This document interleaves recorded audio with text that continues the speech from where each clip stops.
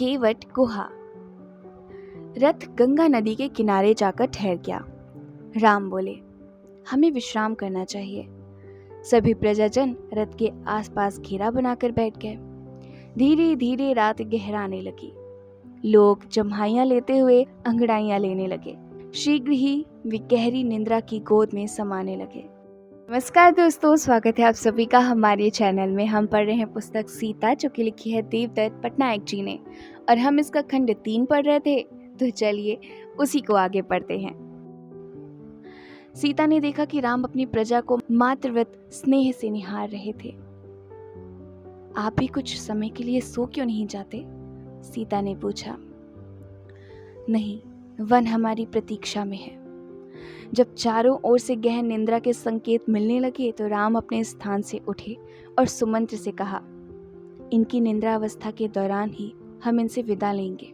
जब वे उठे तो अयोध्या के नर नारियों को मेरा संदेश देना। यदि वे सच्चे अर्थों में मुझसे स्नेह रखते हैं तो उन्हें अपने घरों को लौटना होगा। मैं आपसे और उन सब से 14 वर्ष पश्चात पुनः भेंट करूंगा। कोई भी ग्रहण सदा नहीं रहता। राम नदी के ऊपरी हिस्से की ओर चल दिए। सीता और लक्ष्मण उनके पीछे चलने लगे। सुमंत्र उन्हें झाड़ियों के पीछे ओझल होने तक ताकते रहे। जब तक वे मछुआरों के गांव पहुंचे, आकाश में लालिमा छा गई थी। सूर्य के उदय होने में बहुत समय नहीं रह गया था। राम ने धीमे सुर में पुकारा, गुहा। कौन है? एक कर्कश कंठ ने उत्तर दिया। एक उल्टी पड़ी नाव के नीचे से मछुआरों का मुखिया बाहर आ गया। वह राम को पहचानते ही धमका, आप इस भोर बेला में यहाँ क्या कर रहे हैं? तब उसने उनके पीछे सीता और लक्ष्मण को भी खड़े देखा और राम व लक्ष्मण के वस्त्रों को देख चकित हो उठा। क्या यह कोई राजसी खेल है अथवा अनुष्ठान? क्या आप वन विहार को निकले हैं? राम ने उत्तर दिया, हाँ, 14 वर्षों के लिए। इसके बाद राम ने गुहा को मैल में घटी घटनाओं से अवगत करवाया। फिर उन्होंने गुहा से सहायता की याचना करते हुए कहा, हमें उस पार ले चलो और आज सारा दिन किसी और को नदी के उस पार मत ले जाना। मैं नहीं चाहता कि कोई भी हमारा अनुसरण करे।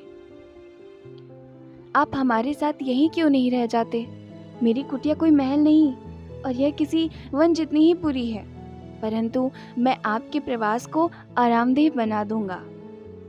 नहीं, मैं ऐसा नहीं कर सकता। किसी ऐसे स्थान को वन की संज्ञा दी जाती है जहां से हमें मनुष्यों की बस्ती के दीपकों की रोशनी तक ना दिखाई दे। मनुष्यों को इस तरह नहीं रहना चाहिए। कम से कम राजकुमार और राजकुमारियों को तो किसी हाल में इस तरह नहीं रहना चाहिए। गुहा ने सीता की ओर देखकर कहा, वे कितनी अल्पायु तथा सुकुमार थी। वे वन में कैसे रह सकेंगी? यह तो कोरी मूर्खता थी। गुहा, नाव लाओ, राम ने कहा। उनका कड़ा सुर किसी आदेश से कम न था।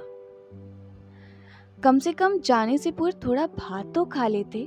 मैं अपने हाथों से रांध कर उसमें थोड़ी काली मिर्च डालकर उसे स्वादिष्ट बना दूंगा।